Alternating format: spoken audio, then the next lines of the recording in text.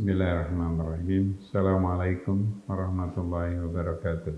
Sahabat baik, kali ini psikologi perkembangan tahapan perseptual akan memperhatikan apa yang terjadi ketika perseptual ini penuh dengan berbagai macam hambatan. Hambatan-hambatan yang terjadi pada masa-masa tahapan perseptual ini penuh dengan berbagai macam. Biasanya kita sebagai orang tua karena sudah asik di dalam konseptualnya, asik dengan anak-anak di usia tersebut, maka kita tidak merasa ada satu proses perubahan di usia 4 tahun.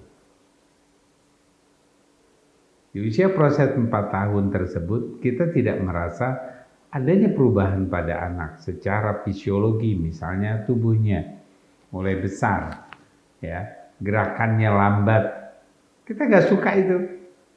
Ketidaksukaan kita itulah yang menjadikan masalah hambatan buat anak kita.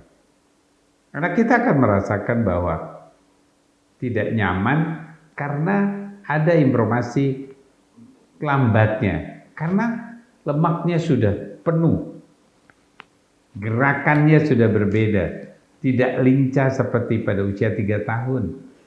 Dia tidak lucu lagi, bisa saja dia tidak lucu seperti pada usia umur 2 tahun. Kita akan terus, atau kita perpanjang konseptual tersebut sehingga anak-anak kita tidak merasakan lagi pertumbuhannya. Jadi dia terus seperti anak-anak, seperti seorang yang memang masih bayi. Anak tersebut diperlakukan seperti bayi. Apa jadinya? Ini yang perlu kita perhatikan. Jadi sehingga perseptual ini akan yang sangat berbahaya ketika pada usia ini, ya, anak tidak pernah bisa mendapatkan acceptance.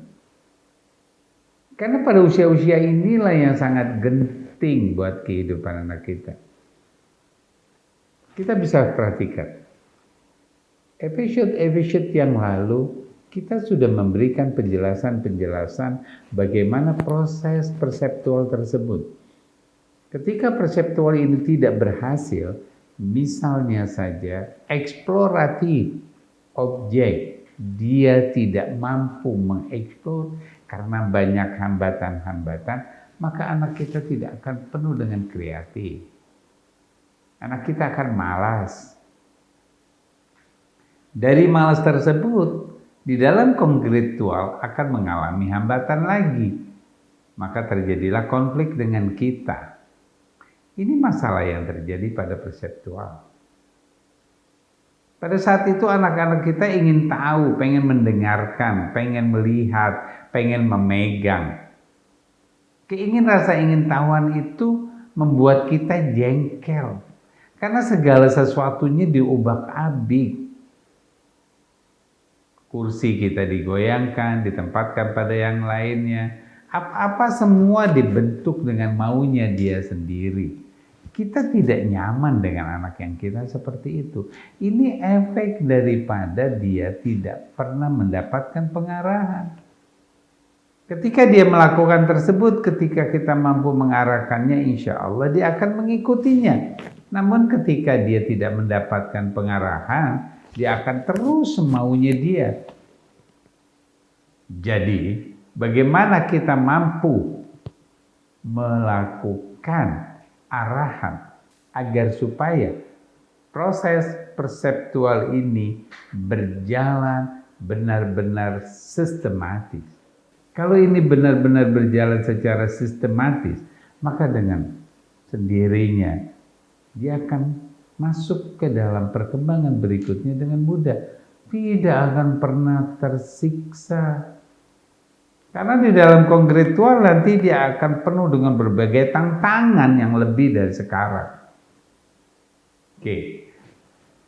Proses pembentukan pikiran dia, kognitifnya yang mulai berfungsi, banyak bertanya, ya, Kalau dijawab, dia akan bertanya pada yang lainnya. Ini juga proses di mana dia salah menangkap atau disebut dengan mispersepsi. Salah menangkapnya, salah menanggapinya apa yang disampaikan orang lain pada dirinya. Apa yang membuat kesalahan? Bisa saja dari konseptualnya yang salah, bisa juga informasinya yang salah. Ketika kita memberikan informasi yang salah, membuat anak kita menanggapi sesuatu yang terinteraksi dengan dirinya juga salah. Kesalahan-kesalahan yang seperti ini yang membuat anak itu tidak berdaya, tidak mampu mengeksplor ungkapannya. Misalnya saja verbal. Dia ingin menyampaikan satu pesan, namun sebelum dia menyampaikan, kita sudah memberikan informasi atau perkataan atau tanggapan yang dia sendiri tidak sesuai. Contoh soal. Anak sedang mau ngomong, menceritakan kejadian yang dialami. Sang ibu dengan mudahnya mengatakan, iya, apa nak? Kamu mau apa? Dia tidak mampu mengeksplor apa yang menjadi keinginannya untuk disampaikan kepada ibunya. Karena ketika dia belum berbicara, ibunya sudah menanggapinya. Inilah yang terjadi yang namanya mispersepsi pada dini. Bagaimana berikutnya? Bagaimana berikutnya? Bagaimana kehidupannya? Maka akan terjadi mispersepsi. Maka akan terjadi mispersepsi. Oleh karena itu, di dalam tahapan perseptual ini di usia 4 tahun, pastikan anak mulai berinteraksi dengan kita karena ada stimulasi dari kita.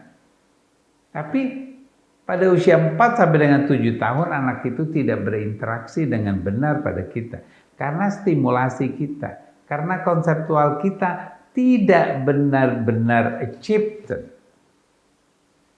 Sehingga anak tidak mampu menerima apapun yang diberikan, distimulasi. Sehingga dirinya, perkembangan tahapan tersebut tidak akan berjalan karena stimulus yang diberikan kepada anak tersebut tidak mampu diterima. Apa yang terjadi? Karena adanya mispersepsi. Ketika anak berkeinginan untuk menyentuh orang tuanya sibuk. Ketika anak itu tidak berkeinginan disentuh oleh orang tuanya, karena anak itu lagi asik mengeksplor objek, kita ambil anak itu, kita sentuh, kita peluk, kita ajak ngobrol, kita apakan, sehingga anak itu kesel. Ini juga merupakan mispersepsi. Jadi sehingga kebutuhan, sentuhan, kasih sayang yang dia ingin dapatkan dari orang tuanya, terjadi yang namanya mispersepsi. Ketika ini tertutup, terhambat, sampai besar, dia terus menuntut untuk bisa mendapatkan perasaan tersebut.